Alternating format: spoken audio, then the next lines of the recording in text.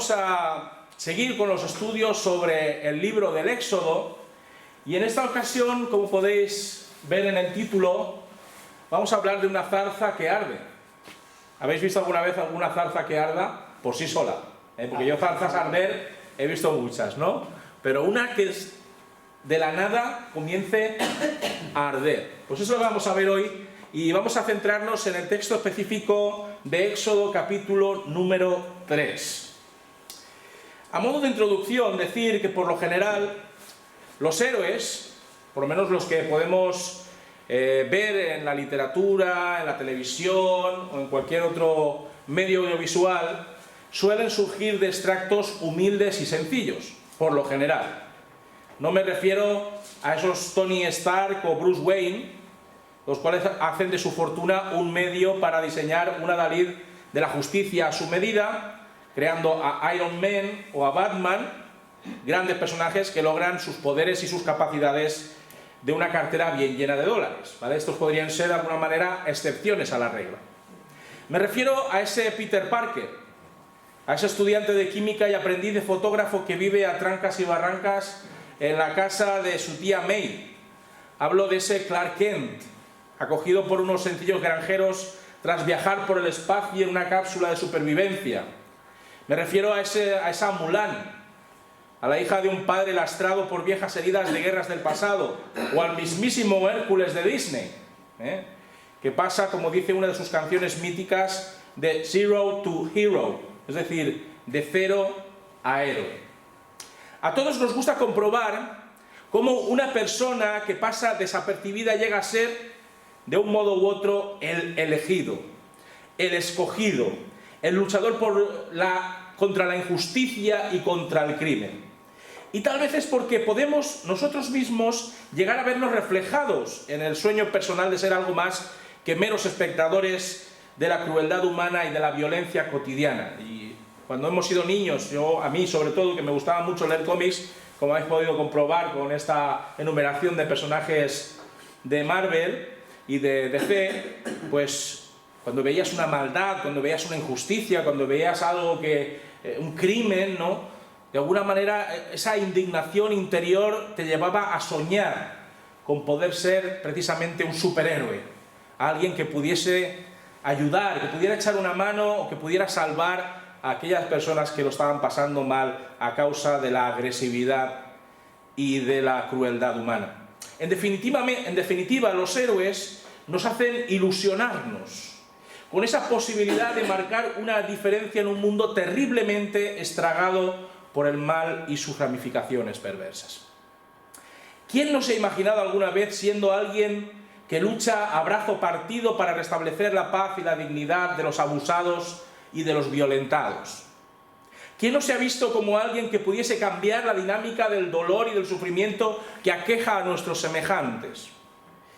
Como os he dicho anteriormente, como voraz consumidor de cómics, de superhéroes, siempre pensé en la inocencia e ingenuidad de mi mente adolescente en todo ese bien que yo podría llegar a hacer si tuviese alguna clase de poder sobrenatural como superfuerza, o como telepatía, o como telequinesis, o velocidad sobrehumana.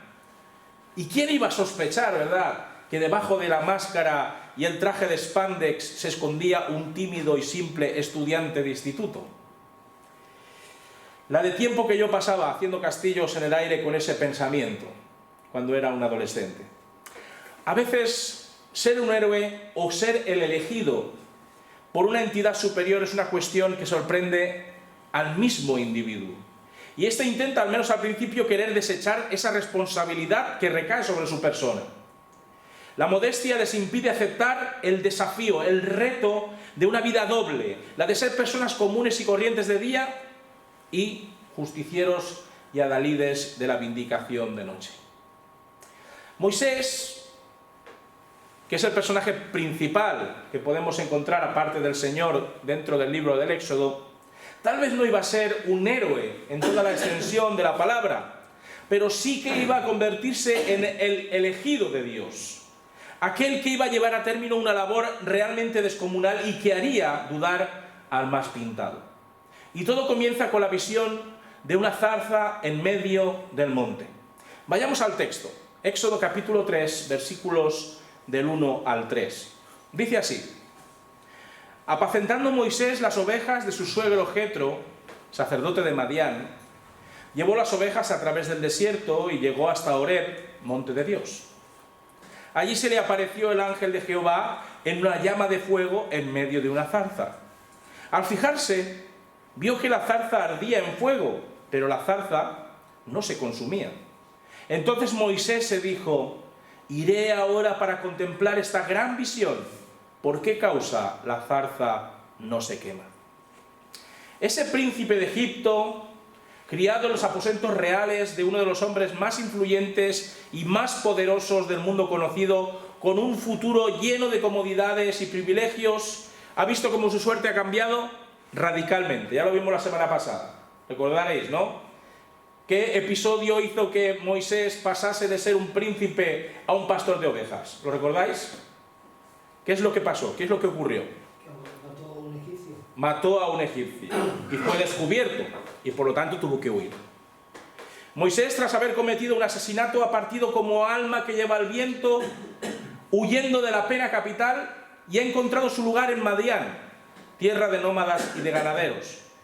Casado ya con la hija del sumo sacerdote de aquellos parajes, a que conocemos como Séfora, entra a formar parte de una familia, de un clan de pastores de ovejas y cabras. Qué gran diferencia, ¿verdad? Pasar de los lujos al olor a cabras y ovejas, ¿verdad? Hay una ligera diferencia. Su piel, otrora suave y clara, ahora es áspera, barbada, atezada.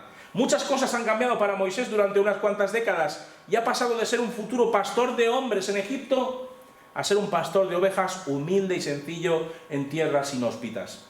Y en esa tarea transhumante, Moisés ha aprendido a tratar a unos animales sospechosamente semejantes a los seres humanos.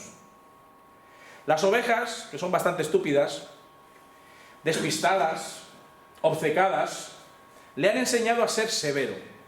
Han enseñado a Moisés a mantenerse alerta ante las bestias salvajes. Le han enseñado a guiar a su rebaño por las escarpadas pendientes del monte Sinaí, por las llanuras pedregosas del desierto y por esos verdes prados en los que hallar pastos con los que alimentar su ganado. Y precisamente en una de esas rutinarias expediciones para encontrar el sustento para el ganado de su suegro, llamado en esta ocasión, si habéis visto la diferencia en el capítulo anterior, se llamaba, ¿cómo se llamaba? ¿Recordáis? ¿Cómo se llamaba el suegro de Moisés? Jetro. No. Reuel. Reuel. Y ahora precisamente en este capítulo se llama Jetro. ¿Vale? Eso es algo interesante, ¿no? Jetro significa su excelencia. Podríamos decir que Jetro era como una especie de apodo o de sobrenombre que de alguna manera lo identificaba como el sumo sacerdote del lugar, ¿eh? El papel y el título de persona venerable, que era el intermediario entre Dios y los hombres. En esta ocasión, la ruta que sigue Moisés lo lleva a los pies del monte Horeb. El monte Horeb, cuyo nombre significa yermo o desierto, también conocido como Sinaí, es una montaña situada al sur de la península del Sinaí, al nordeste de Egipto, entre África y Asia. Si os fijáis en el mapa, entre África y Asia hay como una especie de península triangular. Los mapas se ve de manera muy clara. Lo que es ahora el canal de Suez, que parte África del resto del continente, pues esa península es la península donde se encuentra este monte. Su altura actual es, fijaos, de 2.285 metros y marcaría este lugar un antes y un después en el desarrollo de Israel como nación escogida de Dios. El autor de Génesis añade que este monte era considerado el monte de Dios, ya en aquellos tiempos. No sabemos si este detalle es aportado por Moisés cuando escribe el texto, o si ya en tiempos anteriores al episodio que aquí se nos narra, la montaña ya era considerada un lugar sagrado en el que se realizaban sacrificios y ofrendas a Dios, y en este caso Jetro era el encargado y responsable de llevarlos a cabo. El caso es que en cuanto Moisés pone la planta de sus pies en la falda de este monte, algo asombroso sucede delante de sus ojos. Lo que llama poderosamente la atención y la curiosidad de Moisés es que ante sí hay una zarza, posiblemente una zarzamora o una acacia, y este arbusto arde sin que parezca consumirse. Decide aproximarse para contemplar con mayor detalle la razón de esta visión estremecedora e hipnótica. El ángel del Señor se manifiesta en medio de la zarza, por lo que entendemos, a tenor de lo que nos dice este relato, entendemos que es Dios mismo el que está allí. La presencia de Dios mismo aparece en la dimensión terrenal para comunicar un mensaje a Moisés. No se trata de un enviado celestial distinto de Dios. Esto es muy importante que lo entendamos. Es Dios mismo el que va a comunicarse directamente con el mortal Moisés. Esta expresión de el ángel del Señor también la hallamos en la figura del ángel de Peniel, ¿recordáis? Jacob. Con Jacob, muy bien. Cuando Jacob luchó a brazo partido con aquel ángel hasta el alba, pues ese ángel del Señor, ¿quién era? Sino el mismo Dios. De hecho, Peniel significa luchando contra Dios. Por lo tanto, la idea que aquí se nos presenta como ángel del Señor es la de Dios mismo allí, delante de los ojos de Moisés. La misión que Dios tiene preparada para Moisés no necesita de intermediarios angélicos, porque el Señor tiene como objetivo, en su encuentro con el pastor de Madián, establecer el marco adecuado para dar a conocer su nombre. Pues Moisés no había dado más que unos pasos, dejando a buen recaudo las ovejas de su suegro, cuando algo sobrecogedor sucede. Vayamos al texto, de nuevo. Versículos del 4 al 6. Cuando Jehová vio que él iba a mirar, lo llamó de en medio de la zarza. Moisés, Moisés, aquí estoy, respondió él. Dios le dijo, no te acerques, quita el calzado de tus pies, porque el lugar en que tú estás, tierra santa es. Y añadió, yo soy el Dios de tu padre, el Dios de Abraham, el Dios de Isaac y el Dios de Jacob. Entonces Moisés cubrió su rostro porque tuvo miedo de mirar a Dios. La zarza que no cesaba de arder no era un espejismo, fruto del cansancio y del efecto que las temperaturas de las condiciones climáticas duras de aquel lugar pudieran causar en Moisés. No, se trata de una teofanía. ¿Recordáis que hablamos acerca de las teofanías en su momento? Sobre todo en el libro del Génesis, ¿cuántas veces hablamos de este encuentro entre el ser humano y Dios? A eso se le llama teofanía, el encuentro con el Dios viviente. El Señor, advirtiendo que había provocado en Moisés una reacción que tendía a observar en proximidad del fenómeno de la zarza, lo llama con tonante voz por 2 veces. Y este detalle, aunque pudiera parecer nimio, este detalle nos ayuda a considerar los llamamientos de otros siervos de Dios con una especial misión, ¿verdad? Recordemos a Abraham en Génesis 22:11. Abraham, Abraham. O a Samuel en su infancia, 1 Samuel 3:10. Samuel, Samuel. O a Pablo en Hechos capítulo 9, versículo 4. Saulo, Saulo. Siendo 2 veces llamados por Dios. La respuesta tanto de Moisés como de los otros escogidos, invariablemente, ¿cuál es? Es la de manifestar su disposición a escuchar qué tiene que decirles el Señor. El ser humano no puede ocultarse ante la escrutadora mirada de Dios, por mucho que lo intente, ¿verdad? Y por lo tanto siempre es mejor contestar reverente y humildemente a la espera de las instrucciones de Dios. El eco abrumador de la voz de Dios retumba entre los riscos y las peñas que rodean a Moisés, y este queda boquiabierto, anonadado, asombrado, absorto, mientras la zarza incrementa el latido de sus llamas. Y la primera orden que Dios le da a Moisés, ¿cuál es? Que se detenga. Stop. La razón de este mandato obedece a que el lugar en el que la zarza está ardiendo es un lugar consagrado, es un lugar santo, donde de manera especial Dios se está revelando al ser humano. No se trata de una propiedad del suelo, ¿vale? Sino que es un atributo del Dios que se hace presente en la tierra, 3 veces santo, y que este Dios tres veces santo comunica su santidad a este lugar que lo acoge en esta teofanía impresionante. El ser humano no puede ni debe presentarse delante de Dios de cualquier manera, ¿verdad que no? A veces lo hacemos, nos equivocamos, pero delante del Señor no podemos venir de cualquier manera. Moisés, en el caso que nos ocupa en esta tarde, debe deshacerse de su calzado para que sus pies, el asiento de su ser físico, entre en contacto directo con la misma presencia santa de Dios. Y además el Señor añade a esta consideración protocolar y ritual su identificación con los ancestros del propio Moisés. ¿Qué sabemos de Moisés?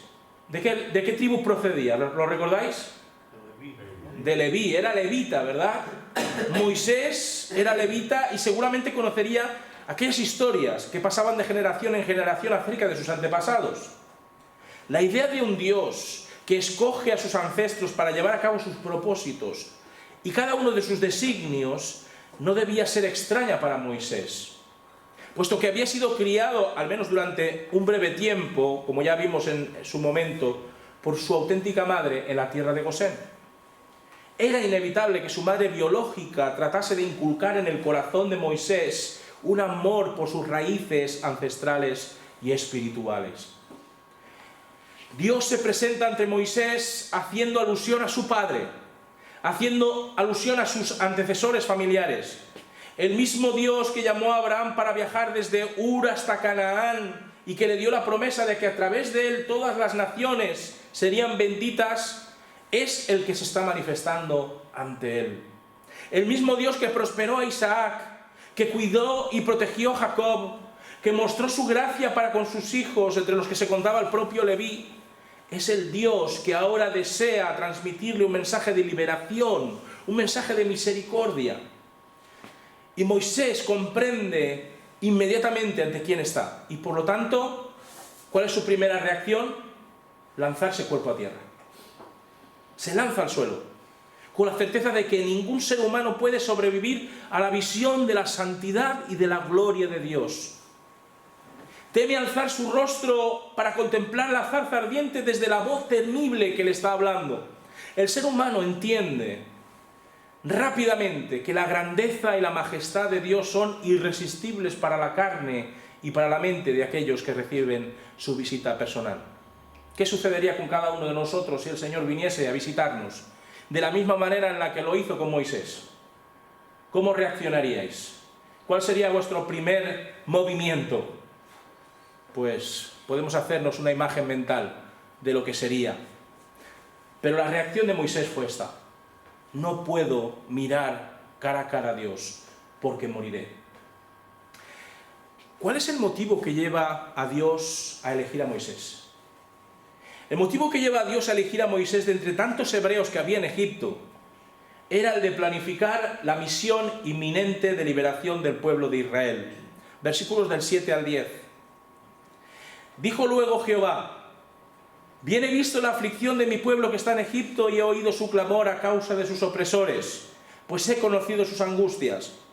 Por eso he descendido para librarlos de manos de los egipcios y sacarlos de aquella tierra, una tierra buena y ancha, a una tierra que fluye leche y miel, a los lugares del cananeo, del eteo, del amorreo, del fereceo, del heveo y del jebuseo. El clamor, pues, de los hijos de Israel ha llegado hasta mí. Y también he visto la opresión con que los egipcios los oprimen.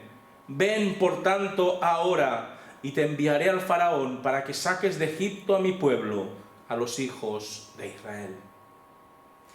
Todavía con la cabeza gacha, sin atreverse a mirar de refilón el flamígero espectáculo de la zarza, Moisés escucha la propuesta de Dios para su futuro.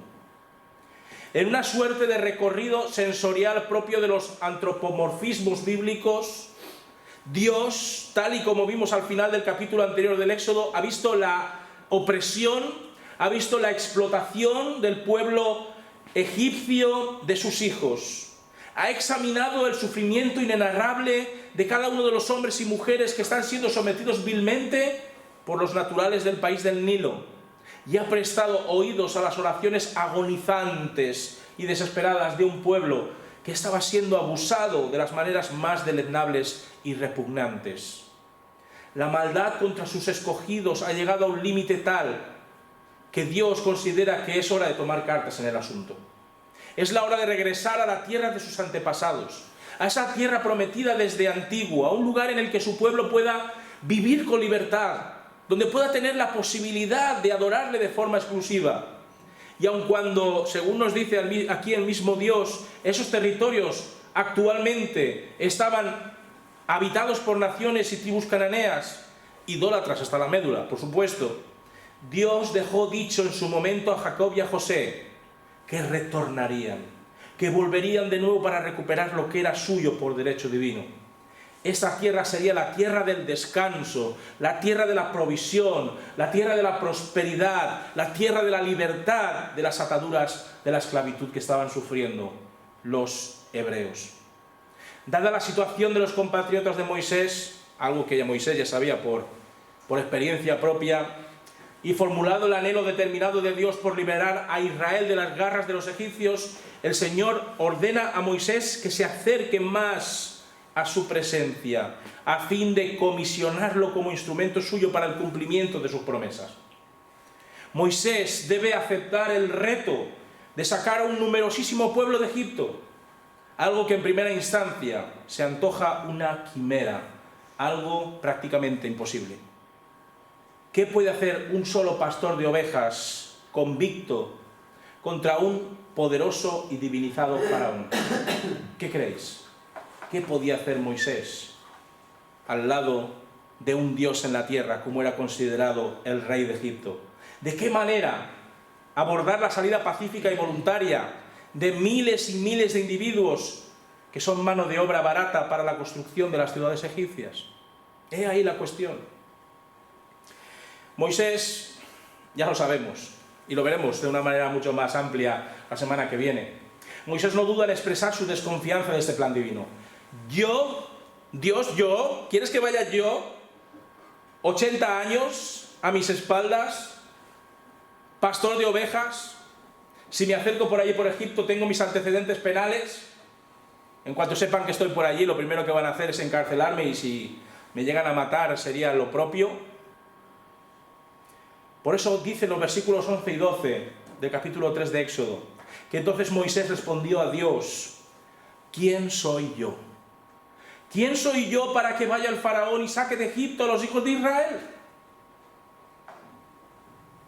Dios le respondió: yo estaré contigo. Y esto te será por señal de que yo te he enviado. Cuando hayas sacado de Egipto al pueblo, serviréis a Dios sobre este monte. La primera excusa que esgrime Moisés es la que se refiere a su capacidad personal. Él es un simple y llano pastor de ovejas y cabras, nada más. Él no es un líder carismático de masas. Además, si regresaba a Egipto, a buen seguro sería condenado por su crimen de sangre. Si en su momento, cuando trató de dirimir una contienda entre hebreos, se le echó en cara quién era para erigirse en príncipe sobre ellos, pues no creía que las cosas hubiesen cambiado. Moisés no se sentía ni preparado, ni dotado, ni capacitado para llevar adelante este colosal plan divino.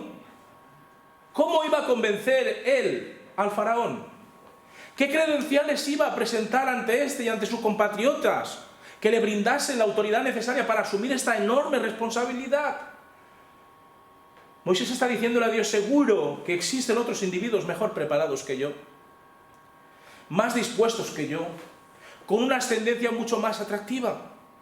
Moisés no entendía el porqué de haberle escogido precisamente a él, a un prófugo de la justicia, un príncipe de Egipto venido a menos, un mero pastor de ganado ovino y caprino.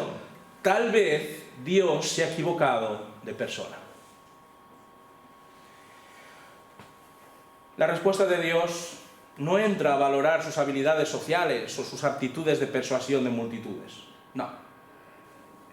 Simplemente lo que Dios le dice a Moisés es que promete que Él estará a su lado en todo momento. Que Dios diga esto a una persona, por lo menos desde mi punto de vista, es garantía más que suficiente como para dejar de poner pegas a su voluntad y tomar las riendas de la misión propuesta. Si Dios está de su lado, Nadie podrá hacerle daño. Nadie podrá tomar represalias contra él. Nadie podrá acabar con su vida.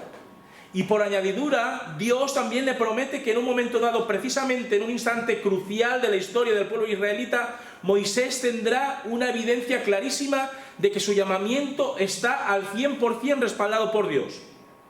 Y es que cuando el pueblo haya cruzado el Mar Rojo y llegue a los dominios del monte de Horeb, donde él ahora mismo se está encontrando con Dios, podrá adorar y servir al Dios que los ha liberado y que les ha abierto las puertas de par en par a una nueva realidad de libertad y de esperanza. Claro, Moisés no tiene argumentos para rebatir estas promesas de Dios. Será el Señor el que libere y el que provoque la adoración del pueblo en Horeb, no su capacidad de elocuencia ni sus credenciales personales. Pero Moisés sigue teniendo miedo. Y por ello plantea a Dios una nueva cuestión que seguro que le será sacada a colación el día en el que se presente de nuevo ante sus compatriotas esclavizados. Versículos 13 y 14. Dijo Moisés a Dios: si voy a los hijos de Israel y les digo, Jehová, el Dios de vuestros padres, me ha enviado a vosotros, me preguntarán, ¿cuál es su nombre? Entonces, ¿qué les responderé? Respondiendo Dios a Moisés: yo soy el que soy. Y añadió: así dirás a los hijos de Israel, yo soy, me envió a vosotros. Moisés decide aceptar la posibilidad de aceptar la tarea titánica que le propone Dios. Sin embargo, necesita conocer los detalles y las previsibles contingencias que puedan surgir en su misión liberatoria. Si toma la decisión de ser un instrumento en manos de Dios y regresa a su otrora hogar en Egipto y se dirige a los ancianos de Israel para intentar convencerlos de que Dios tiene un plan de liberación que quiere poner en marcha a través de su persona, Moisés cree que es menester saber de parte de quién ha surgido esa idea. No era suficiente decirles que Jehová, el Dios de sus antepasados, era responsable de ese plan. No sabemos hasta qué punto la devoción de los hebreos en tierras egipcias se había devaluado, o se había difuminado, o se había desvanecido. Tenemos la certeza, sobre todo por la evidencia bíblica, de que los israelitas, estando allí en Egipto, sucumbieron demasiado a menudo a los cantos de sirena de las deidades paganas de Canaán y de los alrededores. Quizás los jefes de tribu no se conformarían con decirles que su encomienda estaba siendo respaldada por Dios. ¿Qué nombre podía darles si le era requerida esa información? ¿En nombre de quién iba a presentarse allí para cambiar las cosas?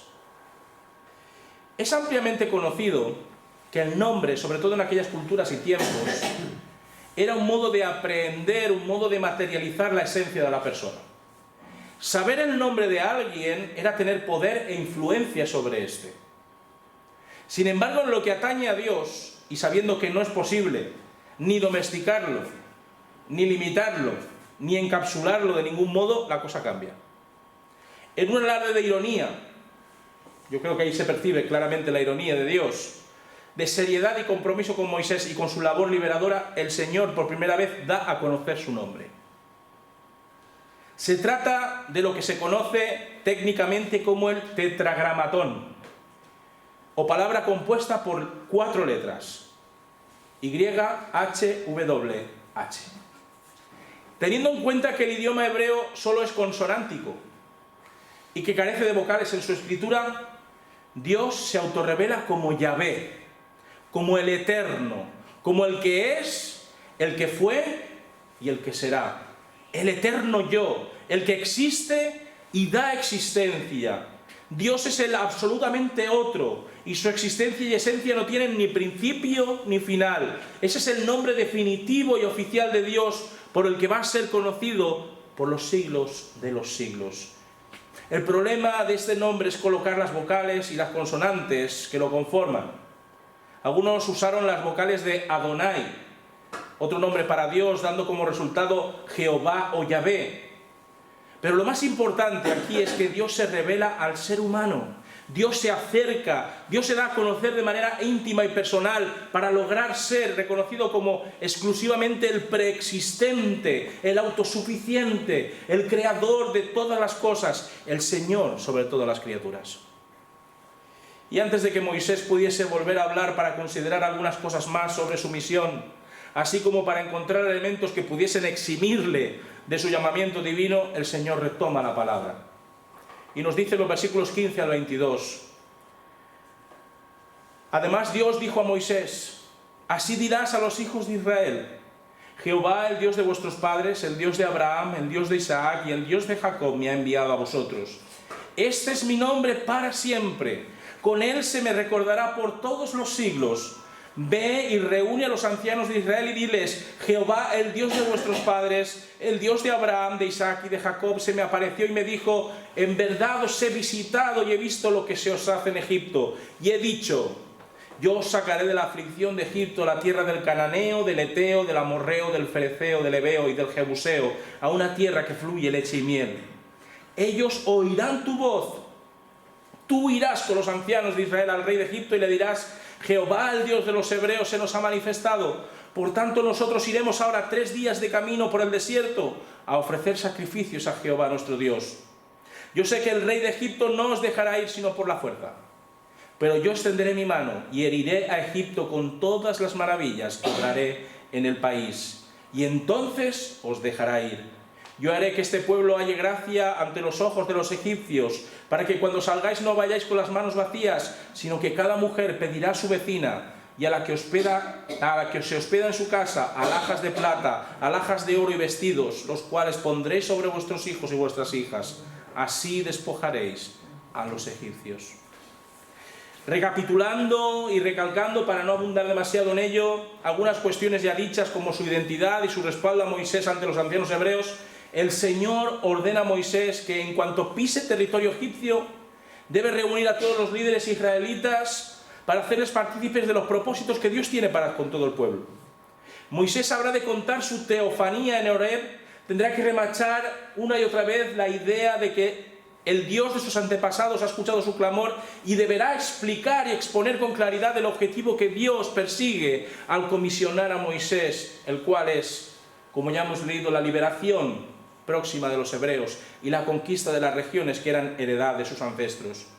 Y desde ese ansia de libertad, desde la esperanza de un futuro mucho más halagüeño, desde la confianza en la autoridad y el poder de Dios, todos se convencerán de que ha llegado el momento de desprenderse de la tiranía egipcia para tomar las riendas de su destino.